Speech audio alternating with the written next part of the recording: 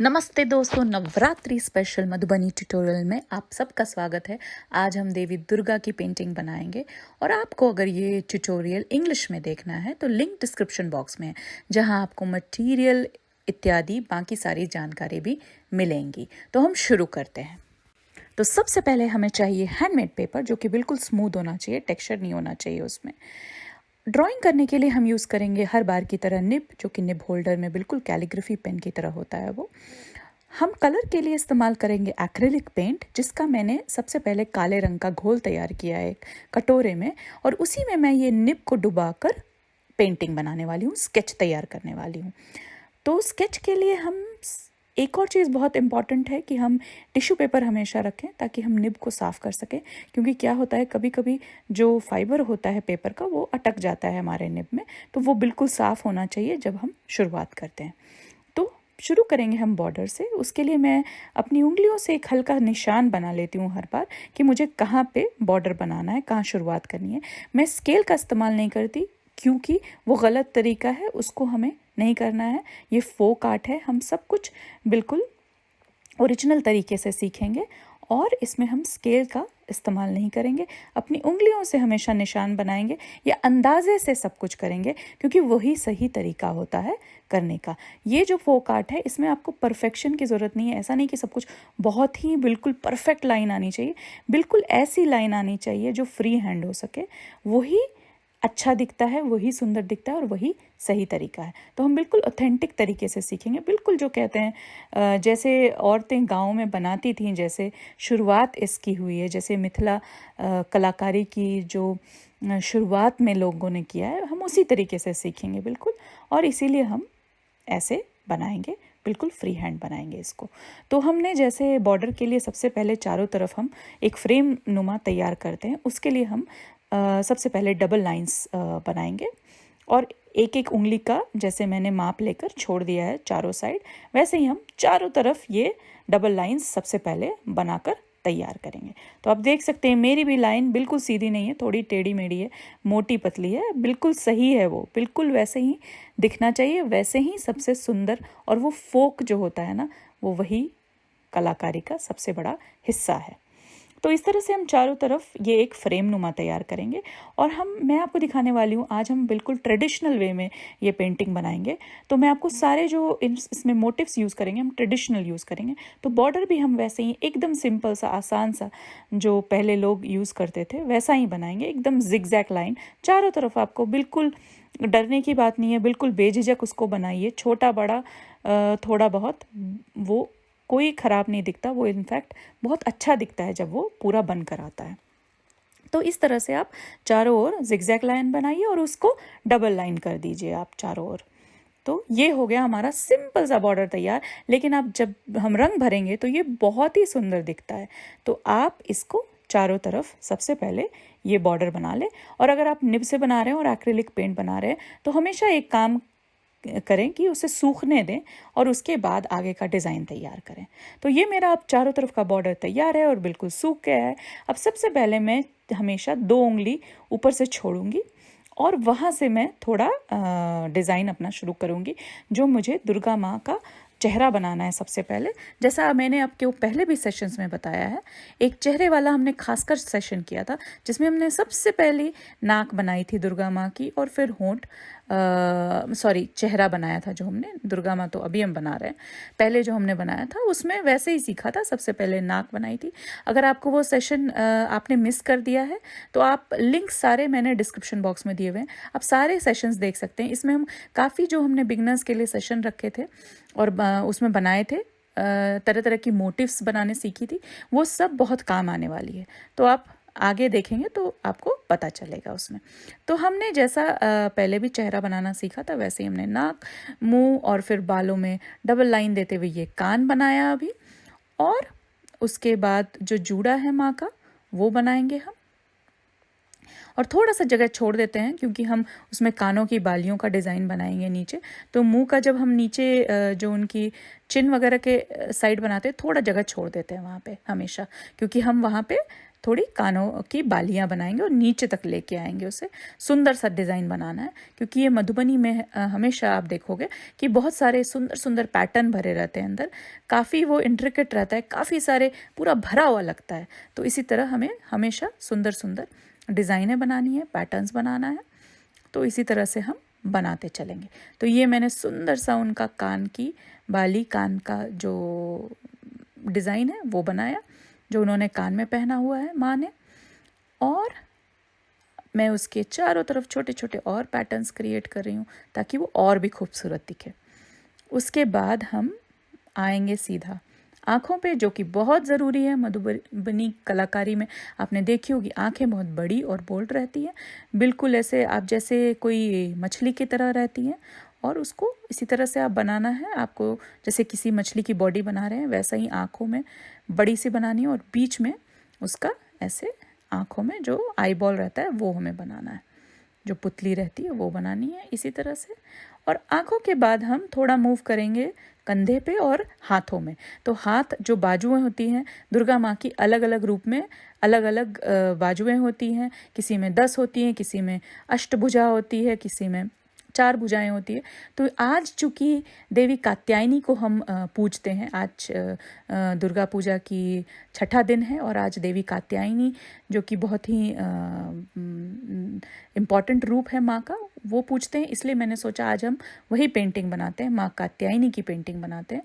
तो उनमें होती है 4 भुजाएं। तो भुजाओं में सब कुछ वैसा ही है, सबसे ज़रूरी होता है कि भुजाओं में माँ ने कुछ पकड़ा हुआ है या उनका हाथ खुला हुआ है। तो एक जैसे ये देख लिया आपने कि हाथ खुला हुआ है, तो सिंपल से आपको हाथ 5 उंगलियां बनानी है, बिल्कुल हल्का सा आकार देना है, कोई कॉम्प्लिकेशन नहीं करना है उसमें, और कोई डिफ़िकल्ट मोटिव नहीं चुना है मैंने, बिल्कुल सिंपल से बनाया है। और अब हम देखेंगे कि जब उन्होंने हाथों में कुछ पकड़ा हुआ है तो हम कैसे बनाएंगे। तो सबसे पहले हम भुजाएं बना लें। तो इसमें अगर आप कोई और रूप बना रहे हैं जिसमें आपको और भुजाएं डालनी है तो आप वो भी डाल सकते हैं, जैसा आप बना रहे हैं उसके हिसाब से। मैं आपको 2 सबसे इम्पॉर्टेंट चीज़ें दिखा दूंगी कि जब माँ ने कुछ हाथ में पकड़ा हुआ है और जब माँ ने हाथ है खुले रखे हैं। तो ये हम देखेंगे, जैसे इस हाथ में मैं तलवार बनाने वाली हूँ माँ के, तो वो तलवार जो पकड़ रखा है, तो बस आपको जो फिंगर बनाई थी हमने पहले वो खुली बनाई थी, इसको मुड़ा है तो इसको छोटा थोड़ा दिखाना है और अंदर की तरफ थोड़ा ज़्यादा दिखाना है, यही अंतर है बस। और इस हाथ में माँ ने तलवार पकड़ी हुई है, तो इस तरह से तलवार का शेप देना है हमें। तो ये हमारा सबसे इम्पोर्टेंट पार्ट हो गया, जो दुर्गा देवी का एक बहुत बड़ा इम्पॉर्टेंट पार्ट है। हम थोड़ी सी मांग टीका वगैरह अच्छे से सजा देंगे माँ के चारों तरफ माथे पे, और उधर भी जो बालों के नीचे थोड़ी डिज़ाइंस बनाएंगे माथे पे, तो वो बहुत सुंदर दिखता है जब पूरी तरह से डिज़ाइंस भर जाते हैं। तो इसी तरह से हम डिज़ाइंस भरना शुरू करेंगे। अब जूड़े में भी हम वैसे ही फूल बनाएंगे, एकदम सिंपल वाले, कोई ज़्यादा डिफ़िकल्ट नहीं है ये। और उसी तरह से हम यहाँ पे अभी माँ की जो साड़ी है उसकी पल्लू थोड़ी सी बना लेंगे, उससे हमें अंदाज़ा लगेगा। तो इस तरह हम स्टेप बाय स्टेप करेंगे, धीरे धीरे डिज़ाइन बनाना शुरू करेंगे। सबसे इम्पॉर्टेंट है स्केच करना, तो वो सीखना ज़्यादा ज़रूरी है। उसके बाद तो रंग वगैरह तो सब लोग अपने चॉइस से भी भर सकते हैं, लेकिन सबसे इम्पॉर्टेंट है स्केच बनाना। तो अब हम दूसरी भुजा भी बनाने वाले हैं। तो आपको पीछे से बस उनके हाथों से ही अटैच करना है, तो वैसे में आप जितने चाहे भुजाएं निकाल सकते हैं पीछे से, कंधे के पीछे की तरफ से। तो उसी तरह से आपको आपके हिसाब से डिज़ाइन चुनना है। तो ये हो गई एक और भुजा। हम थोड़ी सी इसमें जो है उन्होंने कमल का फूल पकड़ा रहता है माँ कात्यायनी ने, तो हम वो बनाएंगे। तो सबसे पहले हम कमल की डंडी बना लेंगे क्योंकि उसी को पकड़ रखा है उन्होंने। तो इसी तरह से हम ने बनाया है। अब हम कमल का फूल तैयार कर लेंगे और बिल्कुल सिंपल सा मोटिव रखेंगे, एकदम डबल लाइन देते हुए उसको कंप्लीट करेंगे हम। तो ये हो गया हमारी माँ के हाथों में, मुट्ठी में कमल का फूल एक तरफ। तो इस तरह से हमने थोड़ा सा ब्लाउज़ का भी डिज़ाइन यहाँ पे बना लिया। माँ की जो ब्लाउज़ है उसमें बना के ये हमारा हो गया एक हल्का सा ढांचा तैयार।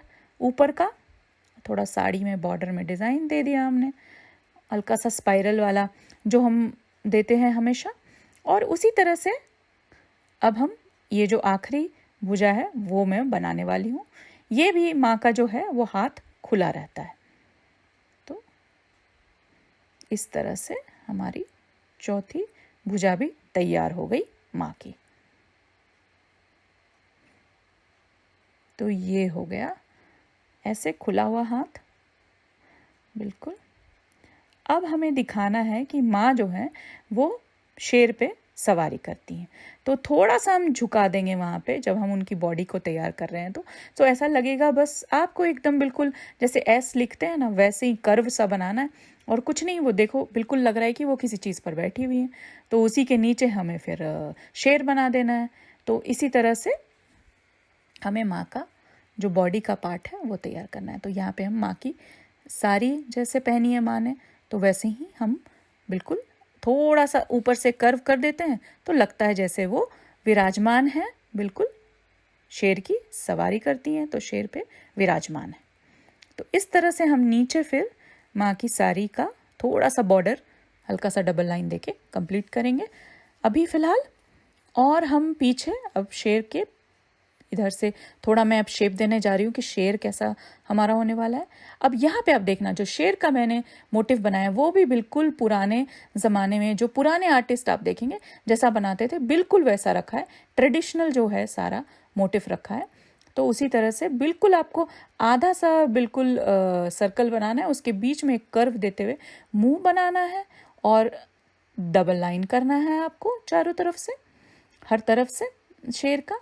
और उसके फिर क्या करना है, हमें थोड़े से दांत बनाने हैं जो बिल्कुल ट्रायंगल्स शेप में है तो एकदम से लगते हैं कि बहुत ही नुकीले दांत हैं जो शेर है हमारा। और ये हो गया हमारा पूंछ। सबसे पहले हम जाएंगे तैयार। तो एकदम जो होता है ना बिल्कुल आप आसान तरीके से इसको बना सकते हैं। थोड़ा सा पेशेंस ज़रूर चाहिए, मधुबनी पेंटिंग में हमेशा थोड़ा पेशेंस ज़रूर लगता है। और फिर हम थोड़ा कर्व यहाँ पे बनाते हुए पैर खींच रहे हैं शेर के। तो एकदम आसान तरीका आप देख सकते हैं, ये आप बना सकते हैं जो शेर है उसको। तो इस तरह से हमने कर दिया।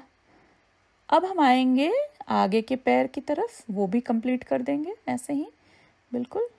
थोड़ा सा हमने टेढ़ा रखा है कि लग रहा है वो पैर चलते जैसा, कि वो चलने के मूड में है। हमारा शेर चलता हुआ शेर है, एक तरफ स्थिर नहीं है।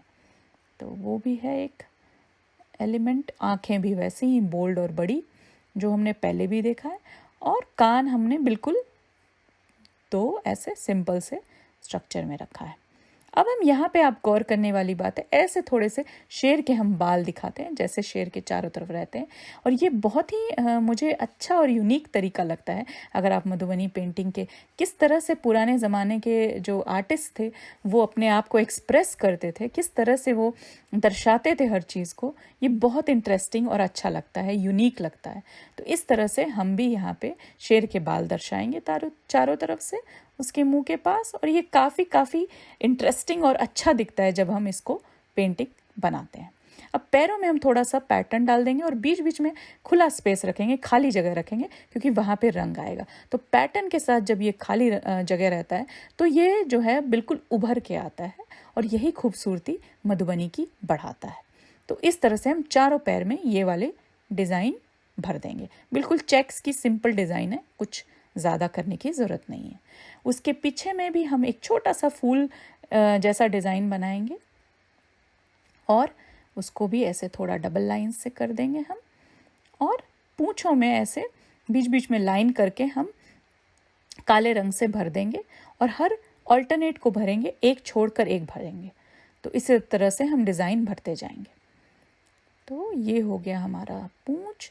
और आप बॉडी में गौर करो कि मैंने बहुत सिंपल डिज़ाइन रखा है क्योंकि बॉडी भी हमने थोड़ी डिज़ाइन से भरते हैं। हमेशा मधुबनी पेंटिंग में कहीं भी आप कलर भरते हैं तो बीच बीच में ऐसे ब्लैक एंड वाइट डिज़ाइन रहती है, तो वही जो होती है मधुबनी की खूबसूरती को बढ़ाती है। तो इसी तरह से हम बॉडी में ये डिज़ाइन भर देंगे। अब माँ की घूंघट पे काम करेंगे थोड़ा। तो हम पीछे से एक घूंघट देंगे और आगे की तरफ भी माँ की वो घूंघट ऐसे गिरती हुई रहेगी। तो ये हो गया हमारा घूंघट तैयार। उसमें हम डबल लाइन देंगे बिल्कुल घूंघट में, और दोनों तरफ देंगे। और फिर हम जो है थोड़ा सा, मैं बालों को पहले काला रंग भर देती हूँ इधर, और ये जो है हम उसी से निब से ही थोड़ा उठा के, आप चाहें तो ब्रश का भी इस्तेमाल कर सकते हैं, यहाँ काला रंग भर देते हैं। और उसके बाद मैं बॉर्डर बनाऊंगी घूंघट में थोड़ा। तो यहाँ पे आप इसको बिल्कुल ऐसे नीचे की तरफ खींचते हुए बॉर्डर बना सकते हैं। और उसके अंदर मैं, आप देखो तो लाइंस भर रही हूँ, लेकिन ये फाइन लाइंस नहीं है जो हम पास पास भरते हैं, थोड़ी थोड़ी दूरी पे हमने लाइंस भरना है पूरे बॉर्डर पे, क्योंकि यहाँ पे हम भरने वाले हैं रंग बाद में, तो इसीलिए ये थोड़ा आपको गौर करना है। और यहाँ मैं शेर के मुंह के पास भी थोड़ा सा एक हल्का सा जो सेमी सर्कल वाला फ्लोरल पैटर्न भर देती हूँ।